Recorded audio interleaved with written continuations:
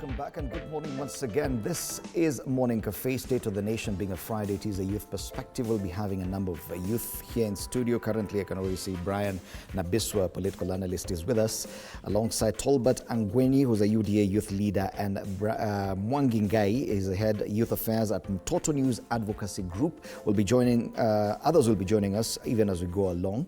The main headline, of course, today has to do with regarding Gachagua's return. We'll be discussing that, what happened to the journalists, as well as a big one that has been dominating headlines before yesterday, and that has to be the accusations of corruption made by President William Ruto against the Houses of Parliament. So even as we discuss the dailies here, it is the same thing that's happening at Radio 47. Mwashumbe na Mwakide wanazungumzia magazeti, and I'll be joining them in a short while. Hoping ya kwamba hii ameiona mheshimiwa CS Aden Duale na atadili nayo perpendicularly. Maana nimeona akifunga hospitali kadha wa kadha Yes. So naona akiwakujia. Hii naona pia akikujia. Na this man if can be returned back to the ministry well and good. Na hii story kuja kuangalia hata sio wizara ya afya peke yake. The same blunder. Capitation money inatumwa katika ghost schools na kadhalika. We need to deal with this one now. We need to deal with this now. People coming up with ghost facilities ili kuweza kufuja pesa ya mwananchi. Nikiangalia vile rais amechukulia serious masuala ya ufisadi at the moment. Na nikiangalia kazi inayopigwa na CS. Okay. Sisemi kitu. Ifungwe. Itafungwa. Ndio maswali kichwani kwa nini? Maswali kichwani. Dondoo magazetini. Alright, tuingie katika dondoo magazetini. Story ambayo inaangaziwa pale katika gazeti la The Standard, msikilizaji. A charged return. Ndo story ambayo inaangaziwa katika gazeti la The Standard, na Fred Ndibuli tayari pia amejiunga nasi katika Radio 47. Meaning tuko live katika mtandao wa TV 47 na hali kadhalika katika Radio 47. Wacha nitoe ino kofia ndio inaonekana vizuri katika TV. Nyumbani waseme, ni Mwakideo jamani, nimetoa kofia. Anyway, wanasema a charged return for Edin Demoli. A charged return. Yes, indeed. Watu walikuwa wamengojea Rigathi Gachagua kurudi. Alirejea.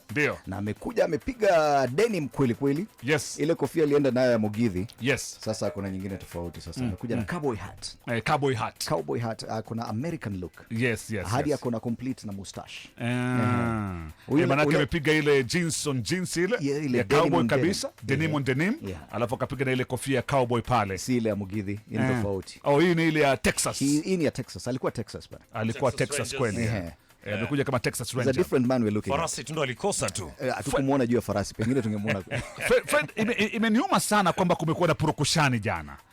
Nikajiuliza maswali mengi sana. Why? Unajua wanasiasa nao ni wanasiasa wa Nairobi. Naam. Wamezoea hii tabia. Okay. Lakini unajiuliza hata politically inasaidia nani? Wakenya wanajua, wakiona mambo kama haya wanajua ni watu wa gani wana tabia kama hiyo. Ndio. Na tunawajua hapa Nairobi. Wanasiasa wa Nairobi. Lakini inashusha hadhi Gachagua ama inashusha hadhi ya wale wanasiasa ambao tabia yao ni ya kuhaya watu wahuni kama hawa kuzusha vurumai. Huyu angekuja awachiwe apite mabarabarani aende Kamkunji ama kwende kule anaenda within 1 hour singekuwa imekwisha. Ingekuwa imeisha. Hata pengine angekuwa kwa front pages sana vile. Ndio. Lakini ile the kind of chaos ilionekana Mombasa Road ndio imefanya sasa ako kwa kila gazeti leo, kila gazeti hata kuna moja yenye mimi nidhani masuala ya goons yameisha. Maybe mtu atajiuliza je Fred Ndibuli aliyepanga, because ukija kuangalia the goons were there. Wamebebana na pikipiki, wamebebana paka na mini buses by the way. Ushaona aliyepanga lengo lake lilikuwa ni nini? Pengine alifikiria. Mbona hakutaka hataki aongee ama hakutaka afike Kamkunje? Ni kwa nini hata hafai? Maybe kama ni kuongea, ni kwa nini hafai kuongea? Hata pengine alidhani pengine wakifanya hivyo watafanya asiweze kuzungumzia watu. Bado alizungumzia watu. Bado hiyo ilikuja, magari yake yalifika kwenye alikuwa anataka kwenda. Hakufika Kamkunji, lakini aliweza kuzungumzia watu. Ukiangalizia magazeti leo ako kwenye kila gazeti. So nia ilikuwa nini? Na were they successful na hiyo intention walikuwa nayo? Unajua kuna siasa za kitambo. Ndio. Za kurusha watu, nakumbuka siku za jeshi la mzee, jeshi sijui la nani. Hiyo mambo iliisha kitambo. Sasa hii kuna social media. Watu wamepigwa picha wakionekana vizuri, wamekuja na mapikipiki, wamekuja na mabasi na wanaonekana vizuri, wamebeba visu, wamebeba rungu, wanajulikana kabisa hawa wametumwa. Ndio. Wakenya walisema there's a shortage of fools in Kenya. Kenyans can see through this. Yes. Wachaneni na yeye afanye siasa zake, mambo ya kuishe. Atoke aende zake. Aende nyumbani. What is the way forward when it comes to wanahabari? Fred Ndimuli, because this is too much. Sasa hapo ndio shida iko zaidi. Wanahabari mnaulizia nini? Magari yao mnayaumiza nini? Vijana hapa, Mike Kagongo aliumizwa. Ndio. John Nganga aliumizwa. Yes. Eric huyu wetu wa logistics pia aliumizwa. Yes. Gari likavunjwa. Kamera ikapotea. Makosa yao ilikuwa nini? Hao ni wanasiasa? Hao ni Rigathi? Walifanya makosa gani? Na wale wenye wanalipa watu kama hawa kufanya hivi, mbona mnauliza wanahabari nini? Tumefanya makosa gani? Yes, ama hamtaki coverage. Kama mnadhani ile kazi mnafanya ni nzuri sana, si basi mkubali pia nyinyi mkuwe covered. Hata mhojiwe na mkuje mzungumze kwa TV. Sababu si mnaona mnafanya kazi safi sana. Kuna tabia zingine ni mbaya, tunafaa tuwa call out watu kama hawa. Yes. We need to call them out and shame them, na tuwaambie shame on you kwa hiyo kazi mnafanya. It is backward thinking. This is very, hata sina neno, natafuta ya Kiswahili imekosekana. Ni uzamani. Ni zaidi ya uzamani. Ni uzamani, ama tuseme tu. Ama as media houses tuache kwenda kukava hizi events za politics. Kazi lazima tufanye. Kazi lazima tukave, inaitwa nini? Tukave human interest stories. Mwage tusipokava naye pia mwananchi pia anatutegemea. Utakwenda pale umizwe surely. How do you go to an event alafu you end up in a hospital? Okay, fine. Pia media houses sasa pia end up in a hospital. Media houses pia sasa tunafaa tufikirie, tutakuwa tuna approach, especially tukiendelea karibia 2027. Yes. How do you approach kazi ambayo tunafanya? Of course. Ndio tunafanya kazi ya public service. Ndio. Lakini hatutakubali kuumizwa tu. Lakini pia sababu tunajua ni watu gani wamefanya vitendo kama hivi. We need to call them out and shame them. Ni story ambayo iko katika magazeti yote manne by the way, kuhusiana na kurejea kwake mheshimiwa Rigathi Gachagua, lakini ukizama pale ndani pia katika gazeti pia la Daily Nation ni kwamba proof graft allegations, House leaders tell Ruto. Yes, kuna hii leadership ya parliament retreat wameenda Mombasa pwani. Unaona ile hata tukasema ile mori ilikuwa kule mwanzo.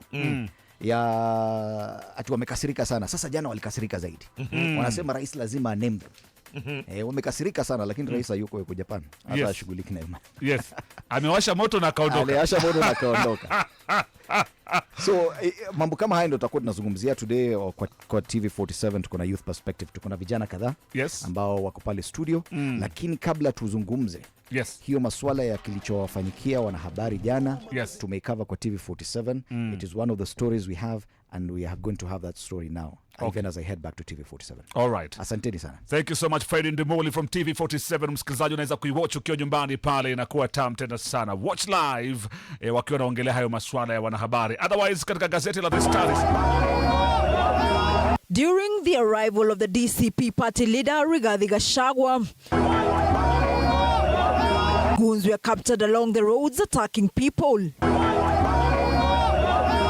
Among them, TV47 journalists Jones Nganga, Mike Kagongo, and their driver Eric Kyoko.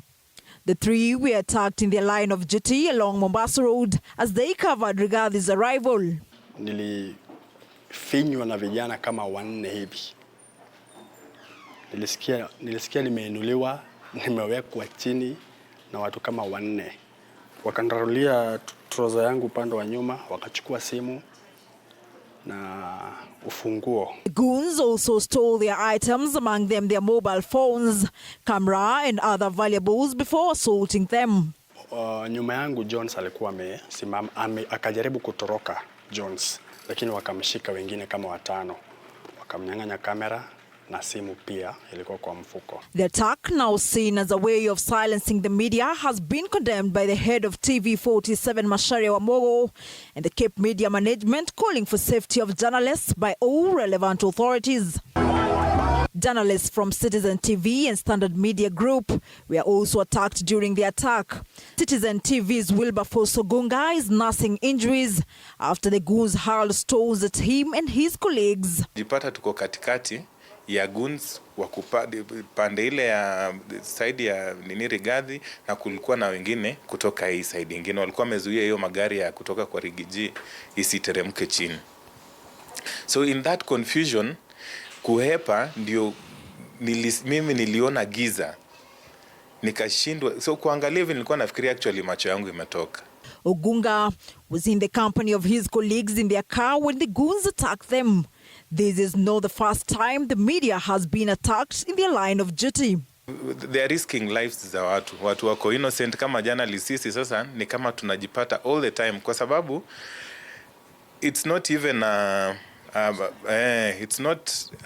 it's like 2 months ago I was in the same tukiwa pipeline nikapigwa mawe, and I think mara nyingi hao wahuni wanapoona wanahabari wengi huwa wanakimbia kwa sababu hawataki kumulikwa.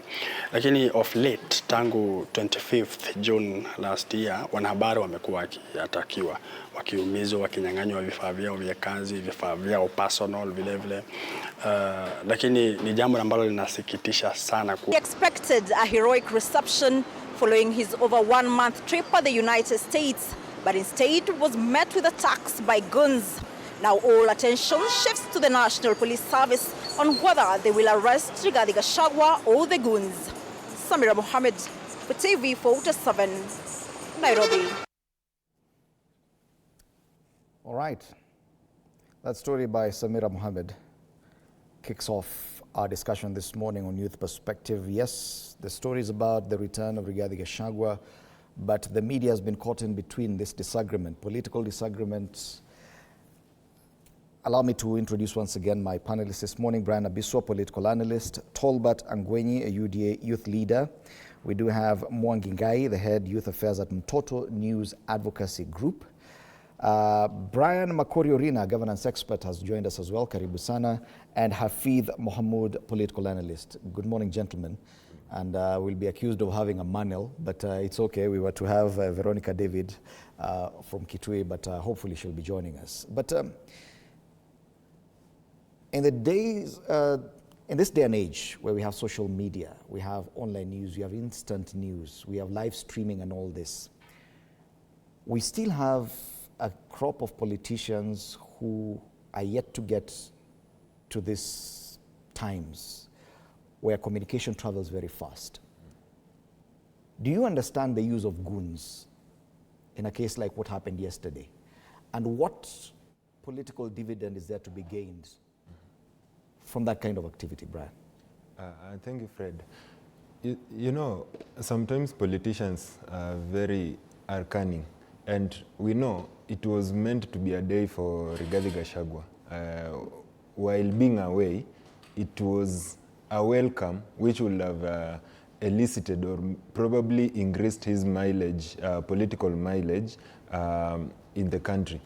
But now the opponents probably decided to come up with a game that will derail or probably ruin his day, because we understand that he was to come in, have a procession all the way from JKIA, and then address his supporters somewhere in Kamkunji. Now, where the goons came in is to spoil his plans, to probably create a scenario where he is not allowed to address his supporters and send his message to the people. And probably right now we understand that the international community is also watching this man, considering that he has been in US where he had a number of political engagements with diaspora people. So he's a person who is watched. So when supposing he would have been allowed to have a successful day, probably the message he would have taken out there, it would have been so strong. And also back in the country, we know that he is now considered as the opposition supremo, who is taking the opposition, who is the figurehead of the opposition. So the main aim of those people who brought in goons was to dilute his day. But also, Fred, we don't have to forget that politicians can do anything. So it might be, on the other hand, probably some people within his formation might have done all this to create, maybe I can say, sympathy or something. Yeah, because definitely, if the intention, Hafith, was to ensure that the day that probably Rigathi Gachagua doesn't get the kind of visibility he was hoping to have, then that was a total flop. Looking at the dailies, no single daily has ignored Rigathi Gachagua this morning. All the dailies today in Kenya are talking about Rigathi Gachagua, and they have his image plastered there. Do you understand this kind of tactics, whether from Rigathi Gachagua's camp or from his rivals? Do you understand the kind of tactics? And I'm talking this way because this is a youth perspective. The kind of tactics that politicians have been using, and what you probably would desire, would be desirous for you going forward. Thank you, Fred, and good morning to our viewers. For me, I will put this into two perspectives. We have been in this Kenya, though not so much, but we are a bit old to understand how politics of Kenya is played, and we understand our politicians. So, from the side of Rigathi Gachagua, it can be in two ways. He has been away for so long, not only away, but when he was away, he was still playing here. We understand that politics from abroad. And we possibly understand where he stands in Kenyan politics, what he stands to gain if everything goes the way he planned, and if it goes otherwise. I'm sure those people who have been planning this issue knows better than we do. So from Gachagua's side, what if government just keeps silent? He comes the way he planned, goes all the way to Komkunji, address his supporters, then goes home. Who will be gaining political mileage from that? Mm-hmm. And what if now the one that we are seeing, the goons, in whose favor is it? It can be, as my friend said, from both sides. Rigathi might have felt, okay, the story has been, I will be arrested, there will be something, so let me make it even more worse so that people will feel sympathy, and I will gain my sympathy vote that politicians normally use when they feel things are not as good as they want it to be. What will this do to the youth? There are two forces, to my own understanding. The politicians who are currently, whether they are in opposition or whatever, they are in this system of politics. And they are the emerging force called the Gen Zs and the youth. So politicians understand that if this force called the youth will not be utilized, should not be used by either the opposition or government, then this force will grow. They are taking advantage of it by now putting it look like these young people, some are with Gachagua, some are with the Ruto faction. So this is the card they always play. Okay. And they will play to the end so that the force, the energy that has been growing now will be utilized and will be pushed down. Maybe towards the end of 2026, you will not hear anything to do with Gen Zs. People have already taken sides, and that is their card. Do you see that happening, Tolbert, that whether whoever is using these goons, and we are not sure who it is, whether Gachagua's team or the other side, that this is the best, or this is the usefulness that the youth generation can offer, that is enough to neutralize the effect of the Gen Zs that we've seen in the past 1 year or so? No, it is not enough. First of all, I want to condemn what happened yesterday towards the media and towards the opposition. From my side, and normally what I normally see, Kenyan politics has been grown in a way that many people feel if there's no chaos, there's no politics there. And that's why we normally get youth saying, if there was no tear gas, I think there was nothing successive. I think the issue of yesterday, from the security side, Gachagua was not pressed that much, the way we used to see during the Raila time. That time used to be very tough as compared to now. I think the thing of yesterday was so much hyped by the Malalas from the other week. It was hyped to a point where people were feeling like a king is coming, like never before we have ever witnessed. On your question, this is not the way to utilize youths. The most important way, I think the president has been doing it. is employing youths. A number of youths are now engaged in a lot of activities.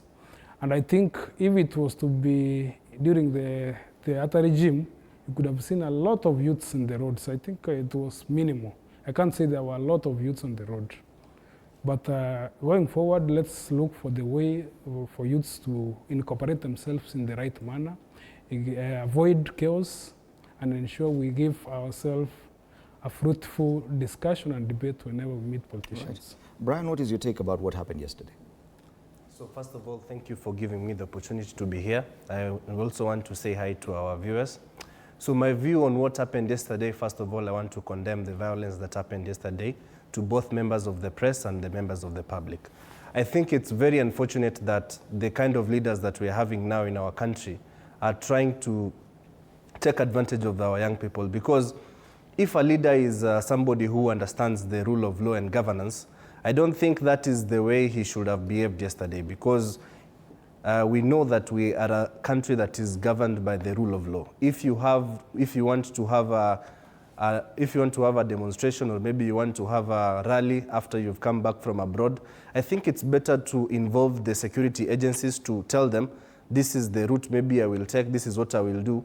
But what happened is that I think some quarters were trying to mop up some emotions among Kenyans so that they can get sympathy. Because I don't think if the government was the one doing this, that is how it could have turned out. Because you could see a pattern that was forming. They were saying that the Rigathi Gachagua is going to be arrested, is going to be done what, but the government just let him be. He arrived at the airport. When he saw that things were not going the way he anticipated, they had to create some kind of euphoria, but which unfortunately has not gotten, because Kenyans have seen through what happened, it was not something that they had planned. Okay. It was Mwangi, is that, do you share in those sentiments that this one is, it was just Rigathi Gachagua's way of seeking sympathy? No, I don't think so. And very good morning to our viewers. And thank you, Fred, for giving me this opportunity. Firstly, I would want to condemn that. And I don't believe that it was a way for Gachagua to seek sympathy. I was fortunate to be among the procession, and I was there yesterday. It was a very good moment for us to see our king coming back to this country. 10 minutes to 2 p.m. yesterday, he waved off Terminal 1C, and from there, the procession started all the way along Mombasa Road, and by Cabanas, we were greeted with goons who threw stones against who peddled stones against our cars, and it was very unfortunate to see the presence of arbitrary power, which is against the key element of the rule of law, that we have a government where they are very insecure and where they could use now the unemployed youths who cannot access their Nyota funds to now come and actually just pebble stones to actualize politicians who are in their big vehicles and, you know, in their convoys, and not giving them an actual opportunity to have bread and butter on their table. Because honestly, it is very unfortunate to see that youths are being, you know, used, and now even we have the fourth estate being collateral damage on this, which should not be the case, because the issue or the use of the media is for them to tell us the story. And so where we also have the media taken down, that's a very unfortunate scene for us, even as youth, because we don't even have hope. And it is a concern, and that is why today I'm here personally to condemn what happened yesterday, because there's no dividends there, because perhaps they wanted, you know, to malign the name of His Excellency Rigathi Gachagua, but at the expense of other citizens and even the security of businesses. Because yesterday I saw a greengrocer by the side of the road crying down because her tomatoes and her wares for that day were robbed, and unfortunately, you see, for that is a job gone down and something that could have been avoided. So as you say, if they actually allowed him to come, but unfortunately it is not easy for them to do so because they're easily frazzled and very easily insecure about that. And you say you were there yesterday, and Yes. many people may question, was there any police presence to try and probably counter this kind of chaos from whichever direction it was coming from? There was heavy police presence from the beginning, especially at the airport. Even for me to get into the airport, there are about 3 security checks for them to ascertain who is entering the airport. And actually, the prerequisite for you to enter the airport was for you to have a boarding pass, and they couldn't even allow you to go pick up a guest or even someone who was actually entering the airport at that hour. And there were many other guests who were coming. The heavy police presence was present there yesterday, starting from the airport all the way down to Kamkunji. Actually, I went down Cabanas pipeline, where we were also thrown stones, down all the way to Jogoo Road City Stadium, and down onto Jogoo Road, where on your way, as you turn to Kamkunji, there was heavy police presence. You'd even imagine that a terrorist was under siege and was actually being chased, because the police presence was quite unfortunate, taking notice of the banditry that is still happening in the north of this region. I'm asking this because we've seen, especially in interactions with the youth protests that we've witnessed in recent times, that yes, there's police presence, but goons are allowed to operate freely from whichever direction they're coming from, whether from Rigathi Gachagua's team or from the other side. There's no instance where police are allowed to allow, or police or the security agencies actually just let goons work freely. So what is happening here? You know, the problem here is, Fred, in such instances, it's difficult to ascertain who is a true goon, because in most of these processions, even those people who are there, how they behave, how we behave. Brian, this is 2025. Yeah. We have social media, we have very high intelligence among security agencies. If you're planning to hire goons from whatever purpose, yes, they already know. Yes? We may blame Rigathi Gachagua, we may blame Nairobi politicians, we may even blame President William Ruto. At what point do police now allow goons to operate, for whatever purpose? We understand, and we know what happens, Fred. For someone to hire goons, and most of these political gatherings or political games, these politicians are always connected, and they are always connected to this police.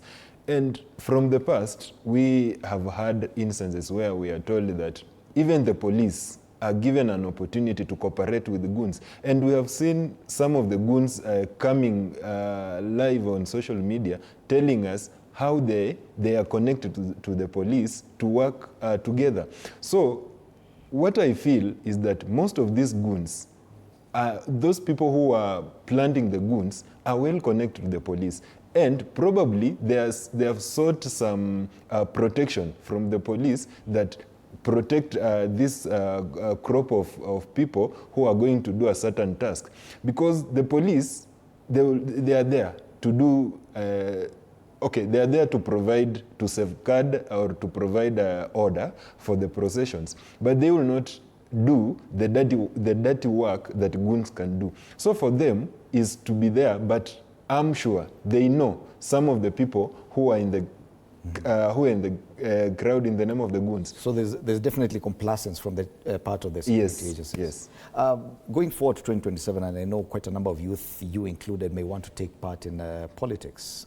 The pattern we're having, and fine, we may look at it right now through the lenses of William Ruto versus whatever we're calling the united opposition. But what about if at county level or at constituency level, you are trying to run for MP there, and the prerequisite is that you must have your own team of goons.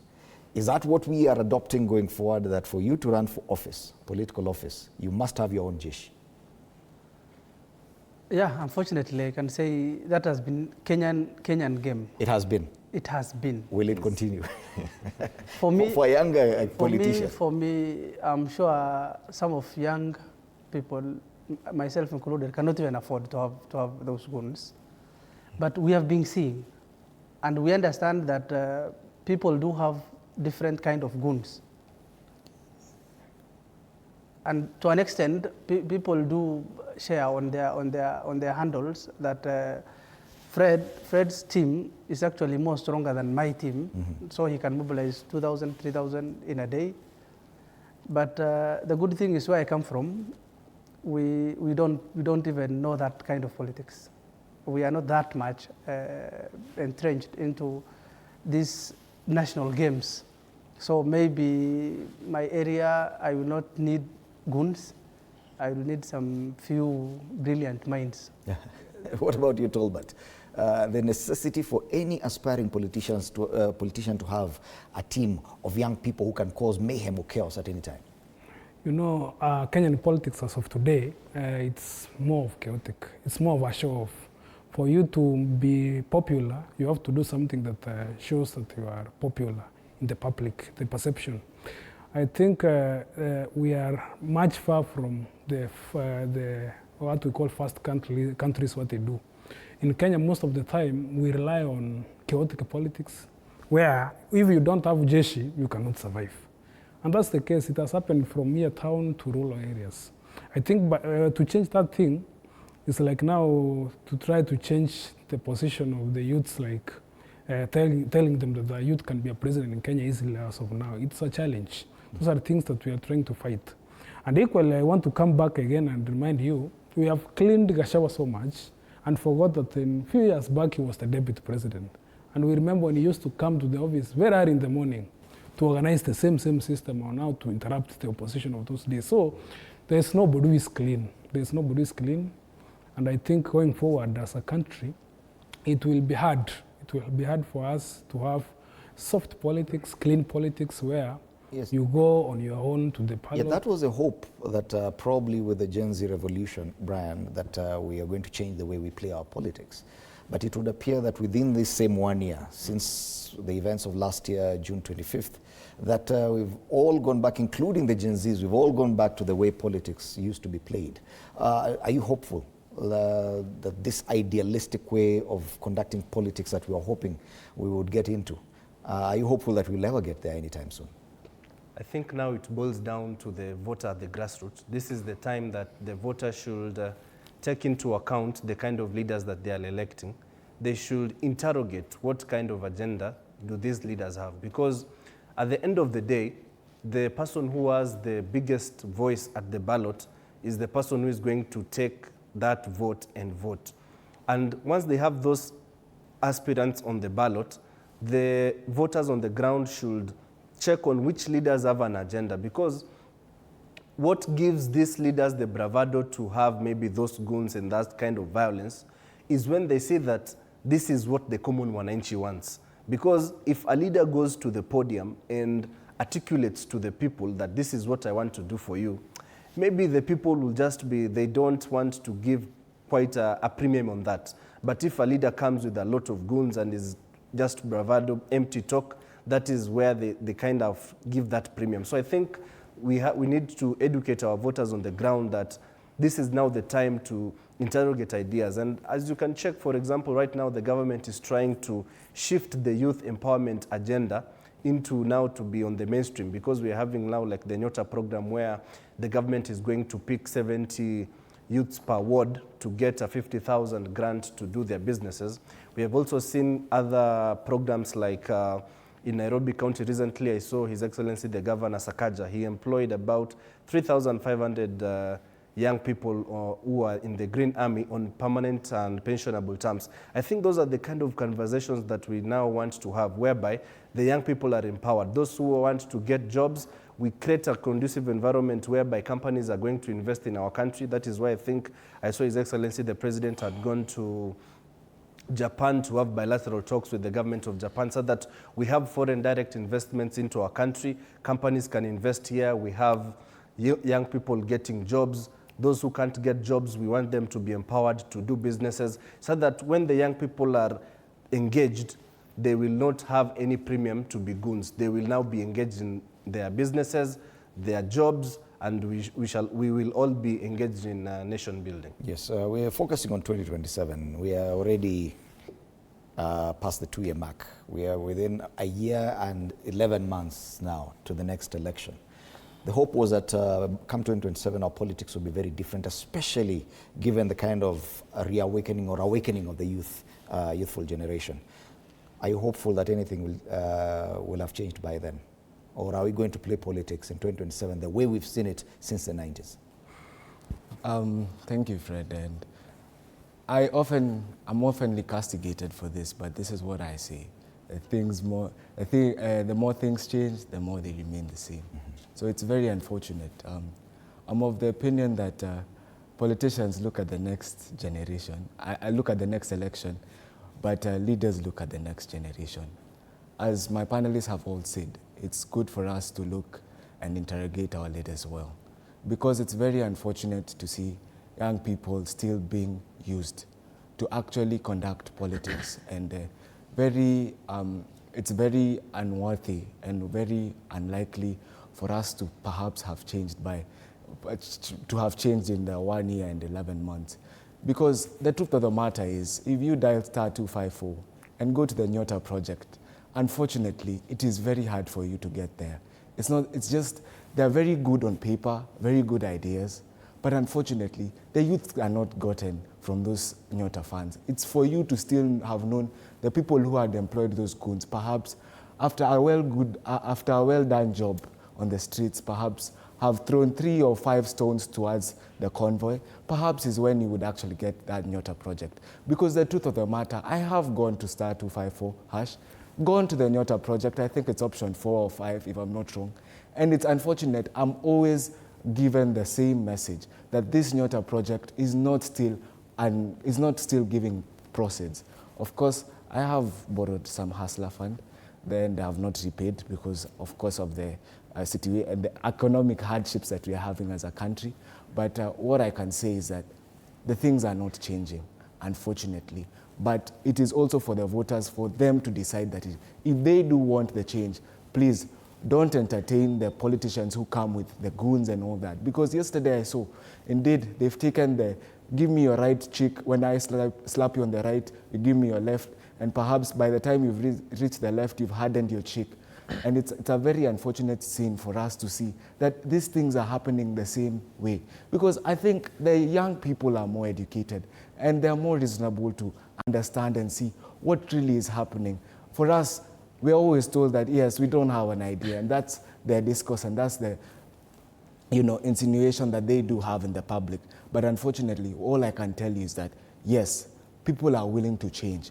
It just depends on how the grassroots, and that's their ballot and the ones who do elect the leaders, how they do actually view these politicians when they come to present their ideas.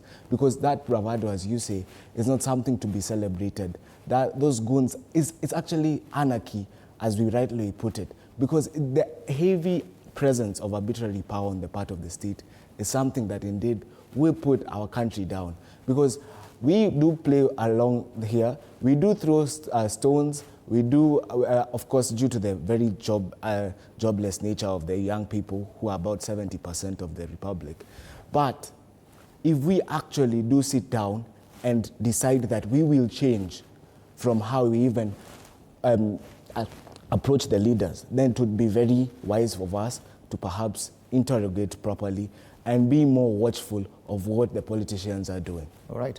And if you look at X right now, goons is a top trend in Kenya this morning. Everyone is talking about the goons and what happened yesterday. And the hope is that this is not the way we carry out our politics. I want us to switch gears and talk about something else that has been making headlines this week. And this is about corruption and the war against corruption. The president sensationally came out this week and pointed an accusing finger at members of parliament, both the National Assembly and the Senate. But questions have come up after, questioning the genuineness of the president in the war against corruption. That this was not his biggest campaigning issue. That for the first 2-3 years of his reign as president, the fight against corruption has not been a big deal. Then now he comes out and directly points a finger at the members of the National Assembly, whom he has been criticized of having undue influence over for the last 3 years. The first question is on the genuineness of that pronouncement by the president. Do you really believe President William Ruto is genuine in the fight against corruption, or was his pronouncement part of a different scheme, probably towards a different direction? Right. Fred, the issue of corruption in this country has been is one of the greatest disease that this country is suffering from, and all the derailed development in this country is because of corruption. Now, for me, I just feel like actually the president now trying to just mentioning that we need to fight corruption. It's a good it's a good sign that we have to step up to fight this biggest disease that is eating up the country. But now the problem is we've had instances whereby his closest allies are the people who have been adversely mentioned to have engaged in corruption cases in one way or another. So it's not about being genuine, because he is a Kenyan who knows the problem which is there in the country. So we will not need anyone from the moon or outside the country or somewhere else to come and make such pronouncement or request for such a step of fight against corruption.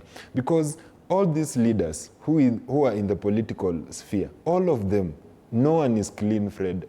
I don't see anyone. You're looking from even the MCS to the governors and even the president himself. So it is something which is within themselves, within us, even Kenyans and the leaders. So for him coming out to say that we need to fight corruption, it's a good sign. But we will only ascertain that genuineness when we will see the intention or the implementation of that fight against corruption. We have bodies, agencies in place to fight for corruption. That is EACC. What the president now needs to do is to give them more power to ensure that they fight corruption to the fullest. We've had in the past, people have been held for corruption cases. People have been taken to court. People have been, people's residences have been raided by ESCC and DCI related to corruption cases. And that alone, it's not just a play. It's a reality that those people have stolen public funds, have misused public funds. So what we need is empowering those organs that are in place, that have been put in constitution to fight to fight corruption. So what the president has done, okay, looking at the history, it might not be, people might not take it seriously, because I've seen people saying that once you are a sinner and pointing to other people that they are sinners, there is lack of genuineness. But you don't know whether this sinner who is pointing at the other sinners, maybe he has gone through repentance and is saved. Now he's asking other sinners to also get saved. So the genuineness in the step that the president has been taken will only be proved or will only be taken seriously if he will put in a lot of measures, if we will see him coming out strongly to implement the fight against corruption. Hafith, we've seen a rather curious sense of urgency in the president this week, talking about corruption in the House of Legislation, which many people may not understand, but if at all there's corruption in as far as the legislative process is concerned, because all the laws are made there. If at all the laws are made based on corruption, then that permeates through society. But he went further and even formed a multi-agency task force a day later to fight corruption. Do you understand this urgency from the president to fight corruption this week? Fred, if there is something I've seen as one of the most hypocritical words I've ever heard in my life, is Ruto speaking of corruption. Because to me, my little understanding, the biggest benefactor of corruption, I think the father figure of corruption is Ruto. How would you say that? In my lifetime, my first time I heard of Ruto was when he was, I think I was a bit young, was when he was a minister some years back. And him being, I believe, fired by Kibaki. Minister for Agriculture, if I'm not wrong, on maize scandal. Yeah. Then here is a person who has been in this system since his childhood to death, to an extent of now becoming a president. He has been a deputy president. And his own boss, the former president, I think he said we are losing 2 billion in a day. He was not at home like me, he was a deputy president by then. Aurora and Kimored's story, Kemsa's stories, all kind of scandal was in his life as a deputy president, as now president. Then his campaign was not that much even strong on corruption. I'm sure I haven't heard as much Mama Mboga, as much bottom-up as corruption in his statements. 2 years, or even almost 2.5 years in his presidency, you wake up a day as if, I don't know, you had received revelation overnight. Then you are starting to point finger, not even saying we will fight corruption, but now you have information. You can give us, the parliament is corrupt, they are receiving this much of money. Where were you all this time? The intelligence you received today, you mean you haven't been receiving that report all those years? Mm-hmm. You have been in this system? Why now?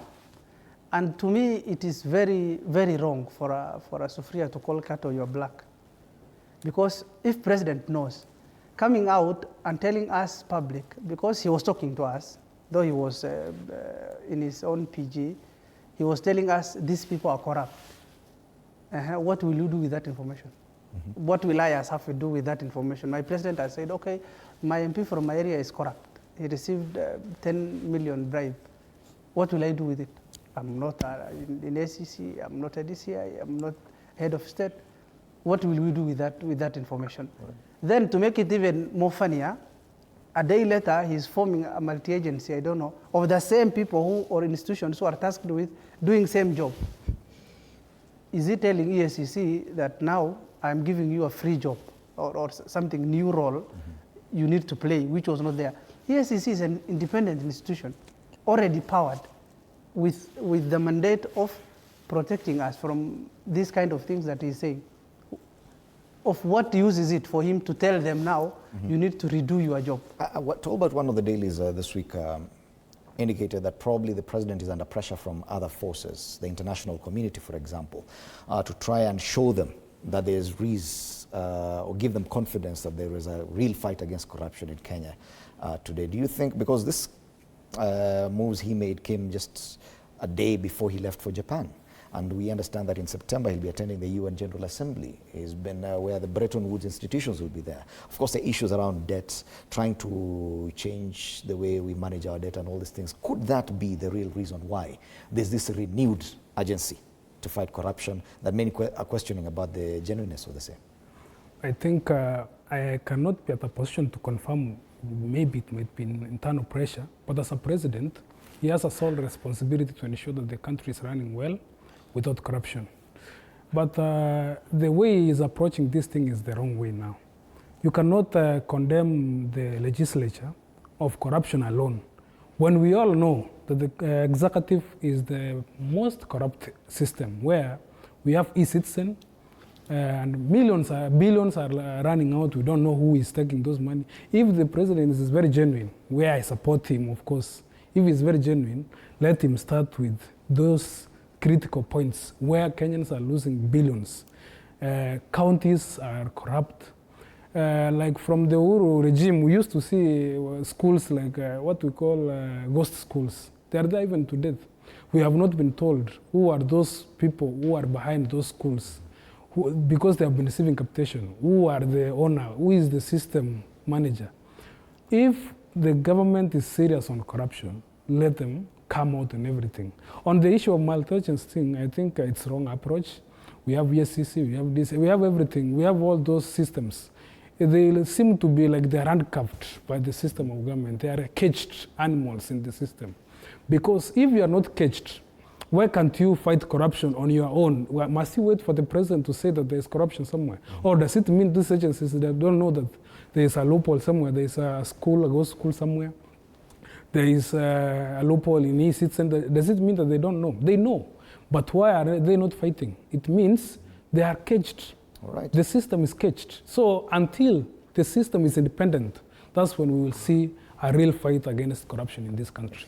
Is a renewed fight against corruption, or this agency that we are seeing, that we are seeing right now, with the president's pronouncements, the formation of a multi-agency task force, is it a genuine war against corruption, or are we doing this for other purposes? That's what we're talking about. And before I give Brian and Mwangi an opportunity to comment on the same, let's take a short break. You're watching Morning Cafe. Today being Friday, it is a youth perspective.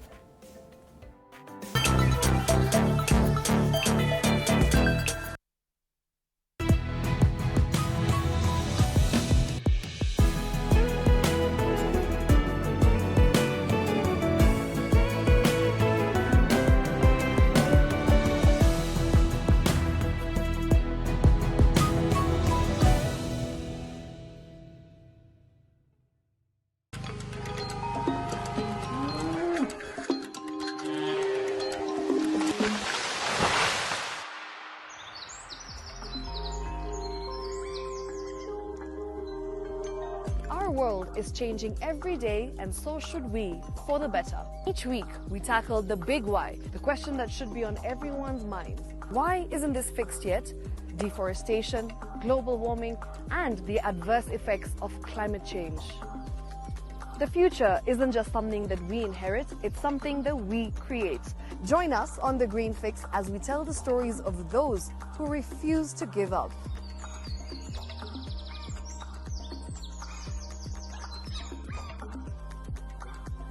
When it comes to fixing the planet, there is no time to waste. Join me, Shiksha Arora, on Thursdays at 9 p.m. on The Green Fix as we look into the big why, you and I.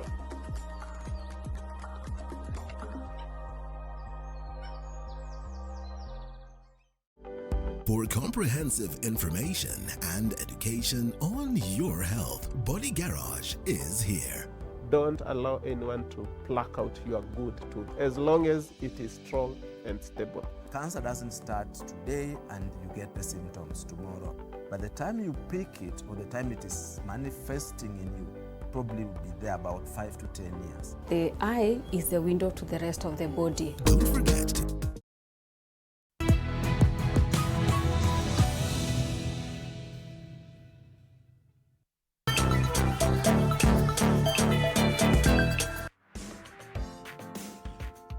Welcome back. You're watching Morning Cafe on TV 47. Matters to do with corruption, our biggest discussion this morning. The president appears to have a renewed urgency to fight corruption, with his accusation against Parliament, but even going forward to form a multi-agency task force for the same. And could that, the formation of a multi-agency task force through a proclamation by the president, be an indication or an admission by the president himself that our war against corruption has failed to a huge extent? We have bodies already, the EACC, DCI, DPP. At this point in time, forming another agency to fight corruption, Brian? I think people are misinterpreting the multi-agency team that His Excellency the President formed. That is not a new agency. It's a coordination framework whereby all these entities that are supposed to fight corruption are now working in synergy instead of working within silos. You've been seeing instances where the EACC takes a case to court, and then the judicial system says that, wait a minute, the way you conducted these investigations is not according to the law. Somebody is guilty, but due to technicalities, that case is thrown out. So I think now with the coordinated approach, with the representatives from, let's say, from the Attorney General's office, they'll be able to give a watertight case. And I think when the alligator comes out of the water and tells you that the crocodile is sick, you better believe it. Because when His Excellency the President says that the Parliament is corrupt, I think he has interacted with them for quite some time. For him to form such an opinion, I think he has some information that we are not privy to. And he had actually indicated that he's a consumer of intelligence. And I think he's speaking from a point of information. So I think we should support him, because corruption has been a scourge that has really affected our country, because we've had the cliche that in the 1960s, when we were getting independence, our economy was at par with the Asian tigers like Singapore. But somewhere along the way, we lost our shine and we are now left behind simply because of corruption. So I think we should take it seriously that His Excellency the President has now announced the new war against corruption.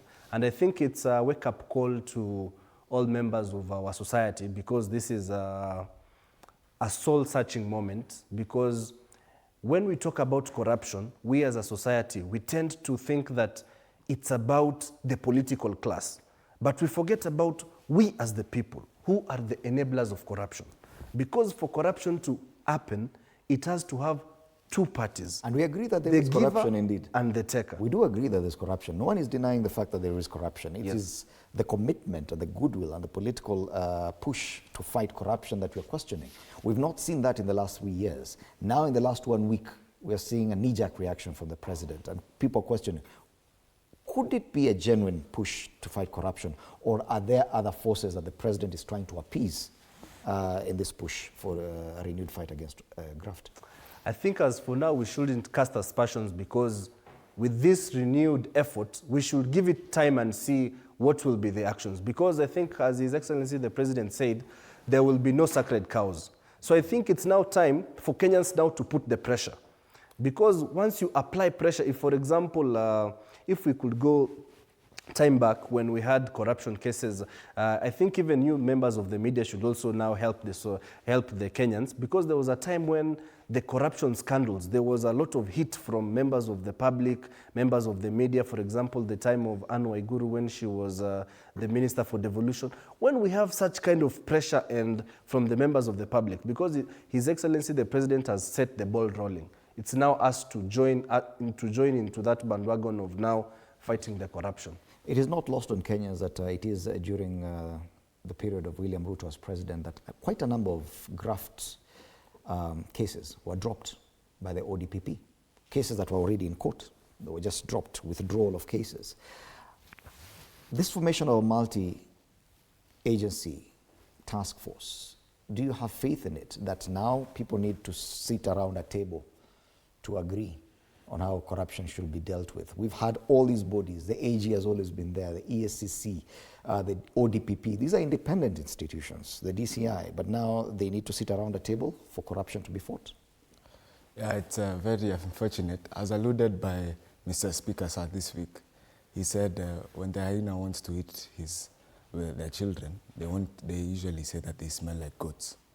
So it's very unfortunate for us to see that actually there is actually corruption in parliament.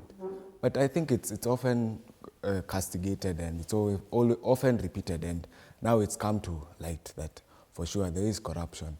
But the formation of the multi-agency approach, it is a good thing. And however, as the former Attorney General, Justin Muturi, said that the laws and the statutes are already in place. Unfortunately, it's only the goodwill and the political push that we do lack in that. So I do hope that in the formation of the multi-agency approach, it will be as independent as it should be. Yes, there is the involvement of now the judicial and the executive.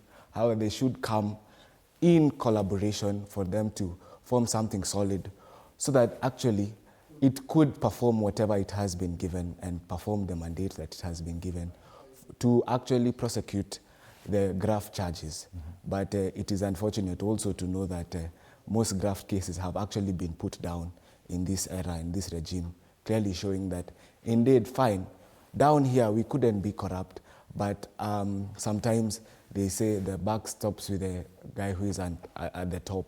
So, of course, it is not new for us to see that, yes, corruption actually does start from the top. Right. Yeah. Let's now flip the coin and talk about Parliament. We've seen their reaction after the President said that there is corruption here in Parliament. And we've suspected this. There has been accusations. Even some of those members themselves have come out to say that their colleagues have received bribes. Mm-hmm. And some of them have been punished by the same House for saying such. Mm-hmm. There was a push because the conduct of Parliament now has been considered unbecoming. And last year, the younger generation said their biggest lack of confidence was in the House. We've seen the kind of reaction, and now the president is being threatened by members of the National Assembly that we will not pass legislation coming from you because you're accused us of corruption. Now, when it comes to that point, as representatives of the people, where does that leave Kenyans? You have no ability to recall any member of parliament, as you found out, quite unfortunately, this year. What happens going forward?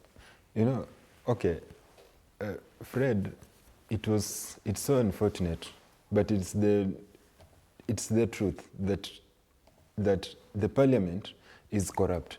And speaking of the parliament, it's not only in that house. We are speaking of members of parliament. What they do with the CDF, how they pass some of the bills which seem to be contingent. That only shows that there is something which behind the doors. But the problem here is, it is how we Kenyans make the decision of electing our leaders. And we, in some cases, we don't have to blame them so much. We have to blame ourselves, because we've made the electoral process, the election, to be so expensive. So most of these members of parliament, they do it as an investment. So when they get elected, they will have to look for all avenues to ensure that they have to return all the monies that they spent on us. That is that 200 shillings, 50 bob, 500 during the time of campaign. So one way of getting back those funds is through extortion, as they put it, as the president alluded. So we, the people, we have to change the habit of our conduct during the election process, so that the members of parliament cannot take the investment into politics to be heavy. So that payback period, this is now what we are seeing. Okay. So the parliament, what happens, what they do with the CDF in their constituencies, it's very unfortunate. And actually, I'm one of the people who supports 100% that the CDF have to be managed differently, but not with the members of parliament. Okay. What they do in the parliament, the other day during the impeachment of, when there was a motion to impeach the Wajir governor, is it the senator for Wajir, Fatuma Dulo? Isiolo. Clearly said what happened there, and that is a fact. That's a fact of how soliciting, how how people come to parliament to solicit to ensure that the bill is passed. So we, as the people, we have to approach this election differently. So to make the members of parliament realize that we have to serve the people, not take it as an investment. Okay, and now it has degenerated into a push and pull and a power play between the houses of legislation, both houses, and the executive. Fahali wawili wakipigana, nyasi ndio umia. When it comes to oversight in parliament, because now they're threatening not to pass any legislation from the executive, that they will actually thwart any piece of government policy or proposed policy coming their way. Then what is the role of you as a Kenyan, as a voter, who's not able to recall the MPs? You're not able to punish any MP until the next general election.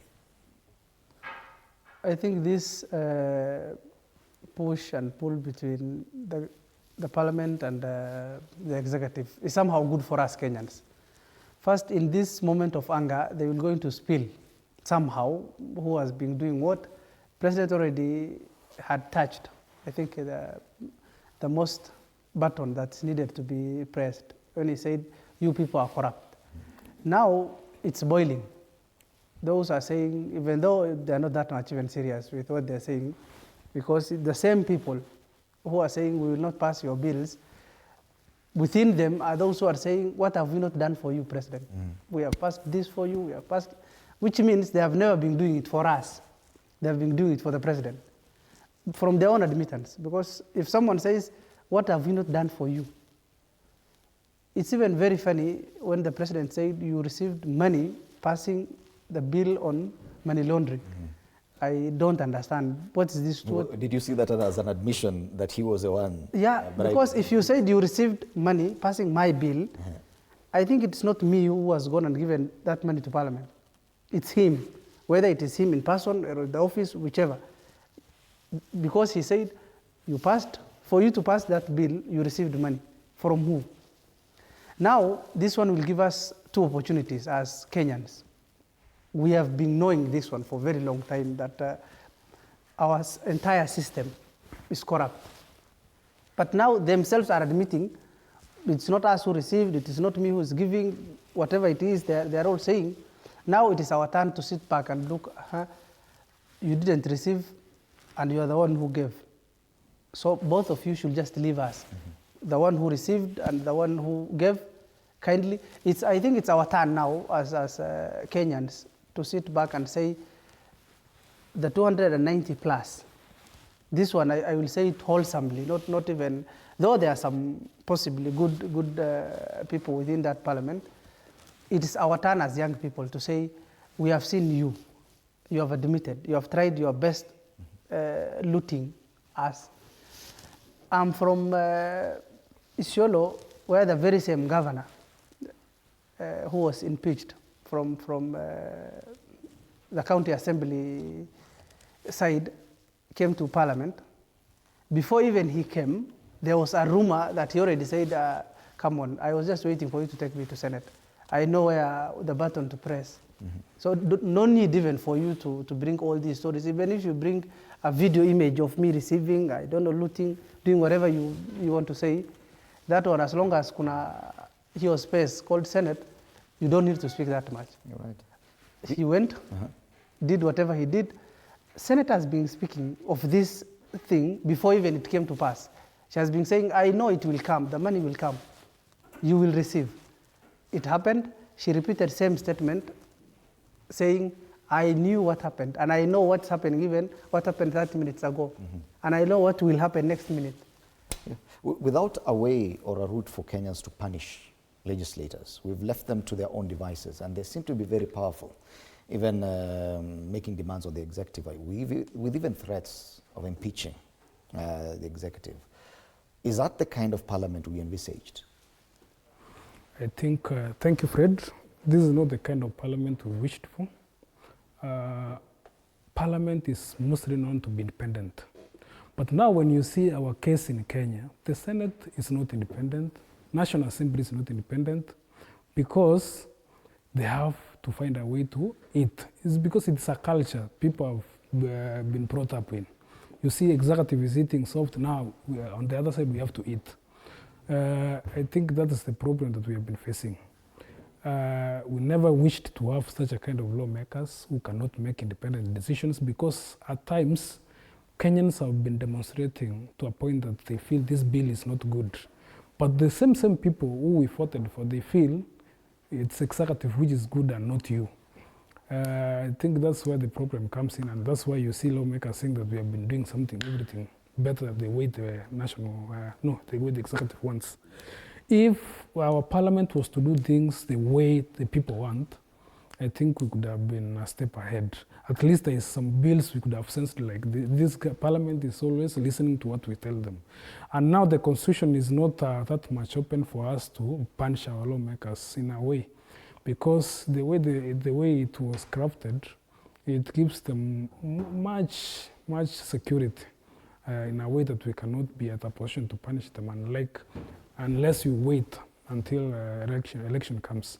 And you know, in Kenya, people forget very fast. You can do something today and tomorrow you do something, you chant, and people forget. Because the handout system works very well in a way that people will always sing your way.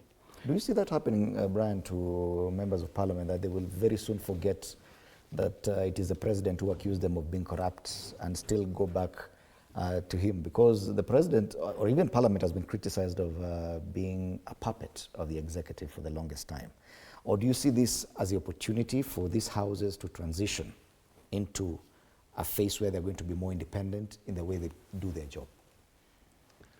The caliber that we have in the 13th House, this 13th Parliament, leaves a lot to be desired. I think before I answer the question, I would wish to urge our people on the ground.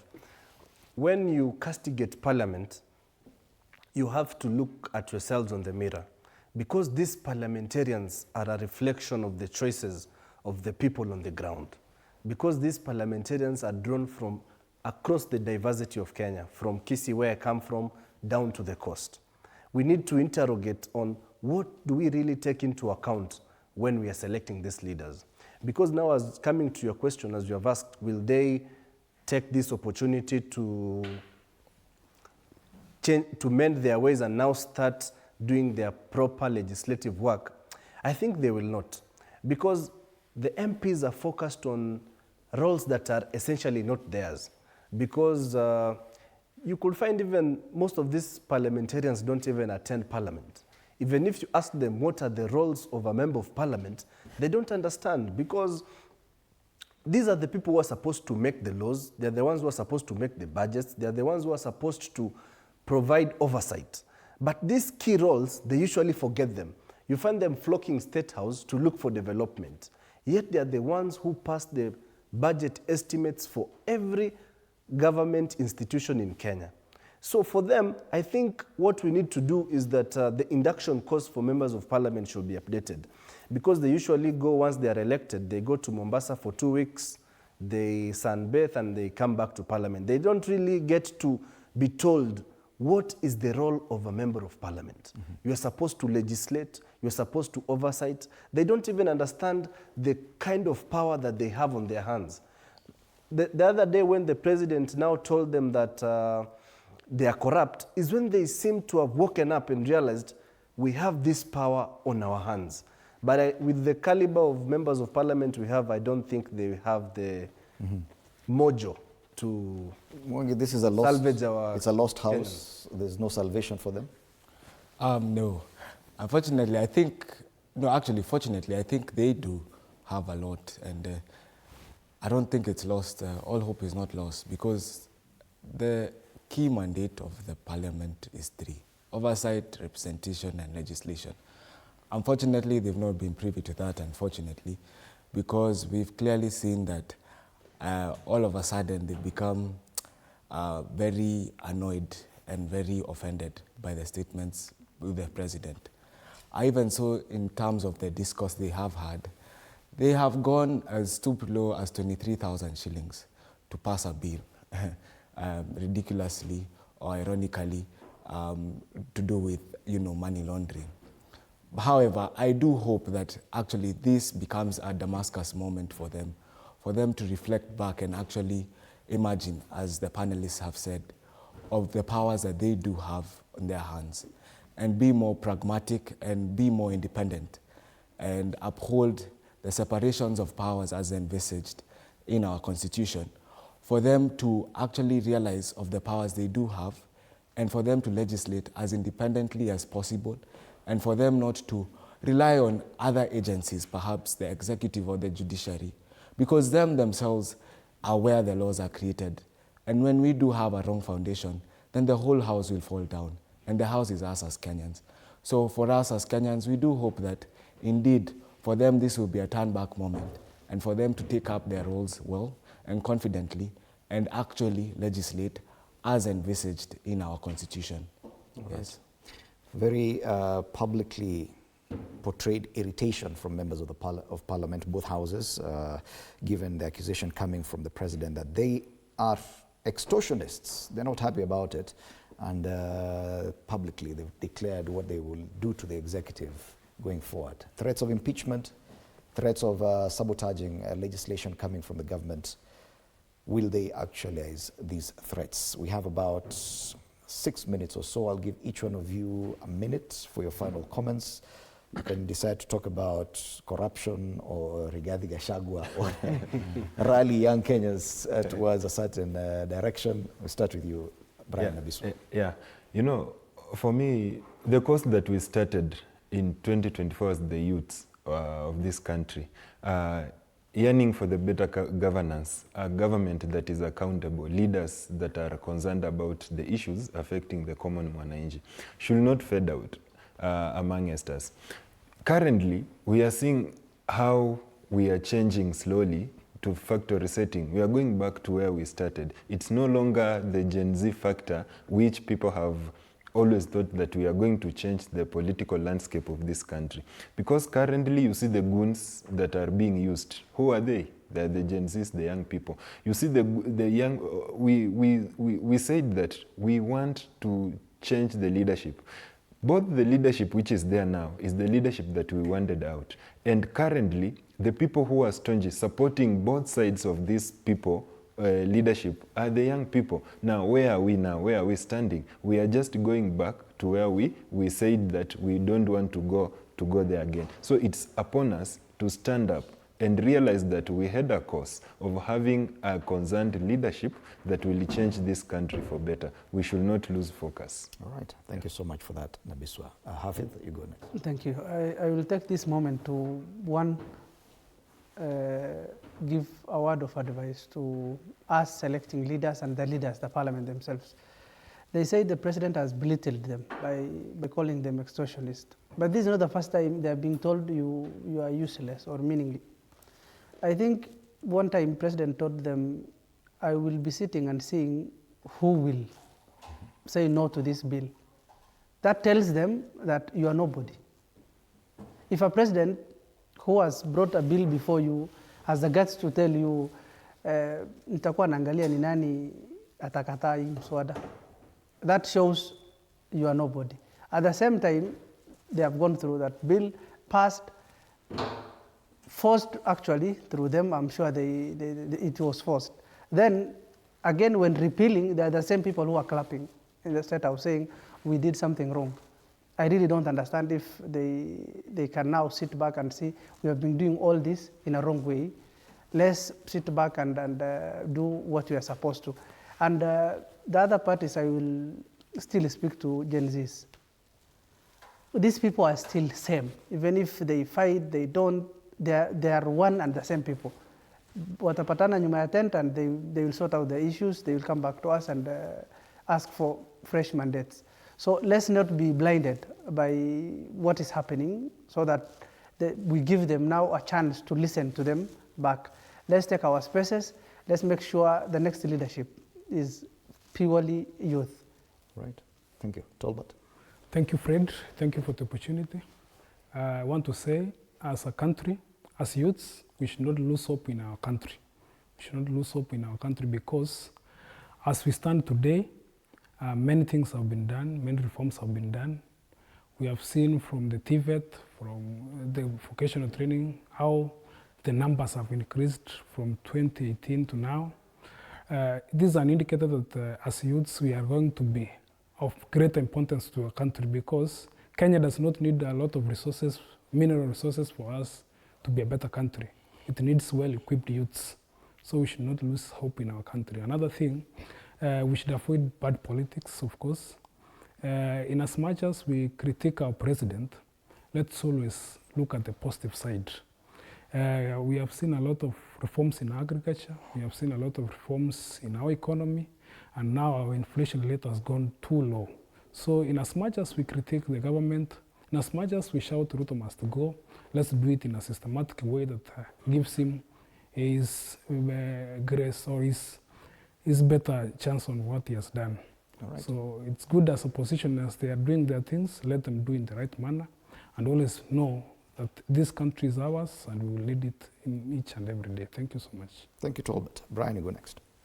Thank you, Fred, for giving us the platform today. My simple message is to my fellow young people. You know, an organized minority can defeat a disorganized majority. It's high time that we, irrespective of the political divides that we are in, it's high time that we unite. We have a strategy on how we shall get on the table so that we can influence policy, so that we can influence opportunities that are coming to the young people. Let us try to have a common ground on how we shall approach issues, how we shall approach opportunities that are available to us. And to the political class, as my fellow panelists said, a leader thinks about the future while a leader thinks about the future while the politician thinks about today. Let us not be selfish. Let us think on how we shall transform our country so that we may leave it for our children and our future. Thank you. Thank you, Brian. Finally, you get to wrap it for us, Mwangi. Thank you very much, Fred, for giving us this platform, and thank you to Cape Media and the team for still being very passionate about the youth and the youth perspective and having us every Friday. Mine is to the youth. Let us be united in the discourse that we are always transforming. Starting from last year when we actually went on the streets to search for good governance and to advocate and agitate for good governance. Let us be a reflection of what we envisage to be. Let us live according to what we do preach every day about good governance and even us being integral in whatever we are doing. And let us not be involved in the big boys fight. Let us be people who indeed are focused to the cause that they do want. And even us as the grassroots leaders and even as the electorate, let us be more cautious on who we do interrogate and who we elect in the discourse. And let us not just be on the menu, but be on the table. Because this is our country, and Kenya is us, and Kenya is our business. So it's for us as every Kenyan, it's for us as Kenyans to be as pragmatic in what we do and to be as integral in whatever we do as Kenyans, because this is our country, and we have to be bold and stand up so that indeed, when these elections do come, as said even before, we do look at leaders and not politicians, because politicians will come and go. They say the forests are the ones that change, but the monkeys remain the same. So let these monkeys change. And the forests, yes, as they change, let the monkeys also change, so that we have new people and have new ideas, so that this Kenya can be transformed and perhaps be together with the Asian tigers like Singapore and Malaysia, which we do believe we used to be in the 1990s. Right. So thank you very much, Fred. Thank you so much to you too, Mwangi Ngai, the head Youth Affairs Mtoto News Advocacy Group. Thank you as well, Brian Makori Orina, governance expert, Tolbert Ngwenyi, UDA youth leader, Hafith Mohamud, political analyst, and Brian Nabiswa, also a political analyst. And to the youth as well who've been watching the youth perspective, thank you. And it is time for you to ask yourself a question. On the top trend on X even right now is goons. Is that the best contribution that the Kenyan youth can give to our political discourse? Thank you so much for your time at TV47 this Friday. On the top dailies today, chaotic return on the Daily Nation, a charged return on the Standards, how Gachagua political show was scuttled. That's the front page of the Star, and similar discussions on Taifa Leo as well as People Daily. It is a big discussion what happened yesterday, plus as well, of course, the discussion about corruption in Parliament and in the country as a whole. It is a feel-good Friday. DJ Granite is already in the studio, ready to entertain you. Banse Kimuyu, the Weekend Q, will also be here for that. My name is Fred Indemuli. Have a lovely weekend.